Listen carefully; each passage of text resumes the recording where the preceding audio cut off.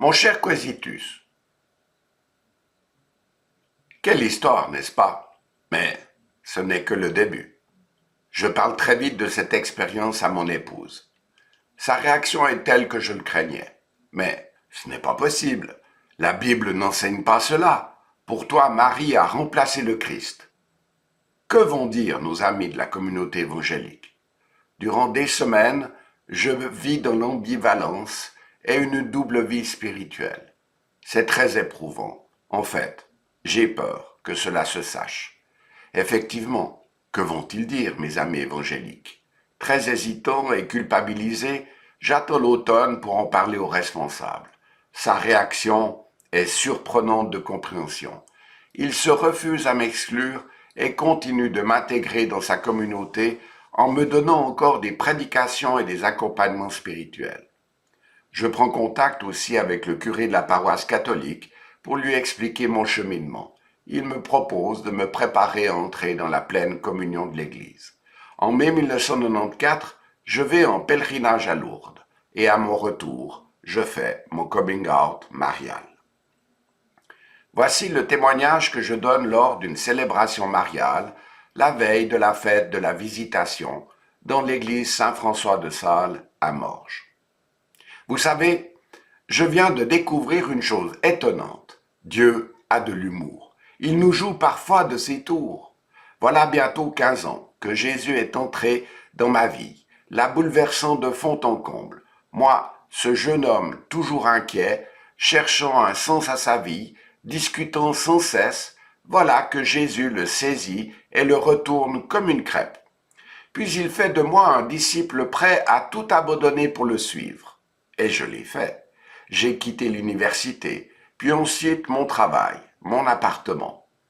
Avec ma femme, nous venions de nous marier, nous avons logé dans une caravane durant 2 ans, parcourant la Suisse romande et même un peu la France, mus par un seul désir, évangéliser et annoncer la bonne nouvelle de Jésus.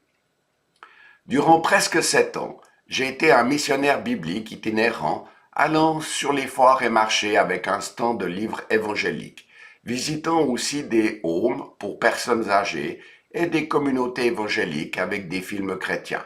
J'ai désiré obtenir une reconnaissance pour ce ministère un peu sauvage. Des amis m'ont encouragé à suivre le séminaire de culture théologique, puis ensuite la formation diaconale. J'ai été consacré diacre en milieu professionnel au sein de l'Église réformée vaudoise. Renonçant à mon activité itinérante, je voulus m'enraciner davantage et décidai de reprendre une épicerie tout en menant en parallèle un ministère diaconal dans ma paroisse. Et voilà qu'aujourd'hui, je vous parle à vous, catholiques, et en plus dans une église catholique, quand je vous disais que Dieu a de l'humour. Durant toutes ces années d'évangélisation, j'ai souvent œuvré dans des régions catholiques. Pour moi, les choses étaient claires. Tous les hommes et les femmes qui m'entouraient et que je rencontrais étaient à sauver pour le Christ. Surprenant, voire choquant, n'est-ce pas? Que s'est-il passé pour que votre curé ait osé me donner la parole ce soir? Et oui, chers amis, mieux, chers frères et sœurs, quelque chose m'est arrivé, quelque chose de doux et de bouleversant. Marie est entrée dans ma vie. Depuis bientôt 1 an, il ne se passe pas un jour, ni une heure, sans que je pense à Marie, que je la prie, me confie à elle. Comment un protestant a-t-il pu se laisser séduire par Notre-Dame? Quand vous me voyez et m'entendez, tout exprime une solide virilité, ma stature, ma barbe, ma voix, tout est apparemment l'indice d'un homme solide. Même mon activité professionnelle actuelle, exploitation d'une épicerie, entretient et conforte cette première impression. Et pourtant, ce n'est qu'apparence. Il m'aura fallu du temps pour l'accepter. L'ai-je vraiment accepté? Et surtout pour oser en parler.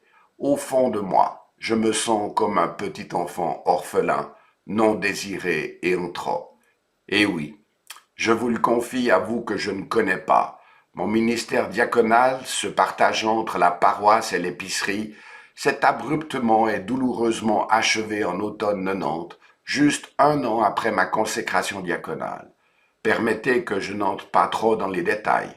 un changement soudain de pasteur, de nouveaux conseillers de paroisse ayant envie de faire table rase du passé, et voilà que le diacre que j'étais ne trouve plus la place à laquelle il croyait légitimement avoir droit. Meurtri, je lâche tout et m'enferme dans la révolte et la dépression. Ma foi passe par une éclipse totale. Au bout d'un an, n'en pouvant plus, je suis une psychothérapie pour comprendre et surtout surmonter ce que je vis. Je suis alors envahi par des sentiments douloureux de rejet et d'insuffisance. Grâce à ce temps de partage et d'écoute, je prends conscience que les circonstances de ma naissance non désirée, issues d'un adultère, me perturbent jusque dans ma vie d'adulte. Je me sens toujours non désiré et en trop. Au printemps 93, alors que je commence à surmonter cette crise majeure, je vois renaître mon désir de renouer avec une vie spirituelle. Je tâtonne, cherchant mon chemin dans la nuit. Puis, je tombe, par hasard, sur une biographie de Thérèse Martin. Pourquoi pas? Moi qui n'aime pas lire ni les romans, ni les biographies, je me passionne pour la petite sainte de Lisieux, cette jeune carmélite morte de tuberculose à 24 ans. Sa vie, son message, me touche et m'ébranle au plus profond. Moi, le révolté, le revendicateur, j'apprends avec la petite Thérèse à m'abandonner, à me laisser porter comme un petit enfant dans les bras du Père. Quelle bouleversante expérience. En quelques semaines, je sors résolument de mon sombre tunnel. La traversée aura duré plus de 2 ans. Je retrouve la joie et la paix. Je ressens ce renouveau comme une sorte de résurrection. Mon existence était devenue une succession de morts difficiles à accepter. Tout ce que j'avais voulu conquérir pour consoler l'enfant abandonné qui était en moi, je l'avais perdu. Aujourd'hui, je peux dire, Dieu m'a tout redonné, autrement et de façon surprenante. Au cours de cet été-là, ayant dévoré plusieurs fois les œuvres complètes de Thérèse, je me mets à désirer vivre cette sorte de communion, cette familiarité qu'elle exprime avec les saints et en particulier avec Marie. Pour Thérèse, le ciel est habité d'êtres vivants qui l'aimaient et la protégeaient. Moi, le petit enfant non désiré, orphelin de père à 5 ans, je désirais confusément retrouver une famille, me sentir aimé, désiré, protégé. Alors, le samedi 24 juillet 1993, je me tourne pour la première fois vers Marie et lui adresse cette simple prière. Chère maman, chère sœur, vous m'aimiez et je ne le savais pas.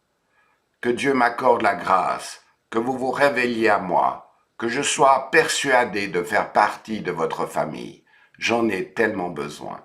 Je suis comme un enfant, abandonné, qui découvre qu'il s'était perdu et que sa vraie famille l'a cherché durant des années jusqu'à ce qu'elle le trouve. J'étais perdu et j'ai été retrouvé. Après cette prière enfantine, ma vie ne fut plus la même. Dès ce jour, l'enfant blessé en moi a été consolé, réconforté. Depuis un an que Marie est entrée dans ma vie, je ne vis que douceur et tendresse. Il ne se passe pas un jour sans que mon cœur se tourne vers Marie, souvent avec émotion. Vivre une expérience bouleversante est une chose. La comprendre et l'insérer dans une vie spirituelle en est une autre. J'avais besoin de comprendre ce qui m'était arrivé. Étais-je en train de vivre une grande illusion? N'étais-je pas entraîné loin de Dieu en me laissant attirer par Marie? Je n'avais personne autour de moi, dans mon milieu protestant, avec qui en parler. Oser dire que j'aimais et me sentais aimé par Marie était au-dessus de mes forces. Je cherchais alors des livres pour structurer ma compréhension et cette relation spirituelle avec Marie. Une fois de plus, je tombais, par hasard, sur un livre d'un prêtre missionnaire du XVIIIe siècle, Grignon de Montfort. Après m'être familiarisé avec son langage, je me mis à lire avec enthousiasme toute son œuvre. Je découvris à mon grand soulagement que Marie est toute relative à Jésus. Dieu ne me l'a pas donnée pour mère comme agent pour sa gloire à elle, mais pour m'attirer davantage vers Jésus. Mieux, former Jésus en moi, comme seule une vraie mère peut le faire. Voilà qu'aujourd'hui, dans cette ville où je suis un peu connu, j'ose prendre la parole et dire, Marie est entrée dans ma vie. J'ai désiré le proclamer haut et fort. Maintenant, je n'ai plus peur. Marie fait désormais partie de ma vie. Rien ni personne ne pourra me l'enlever. Nos cœurs sont unis à jamais.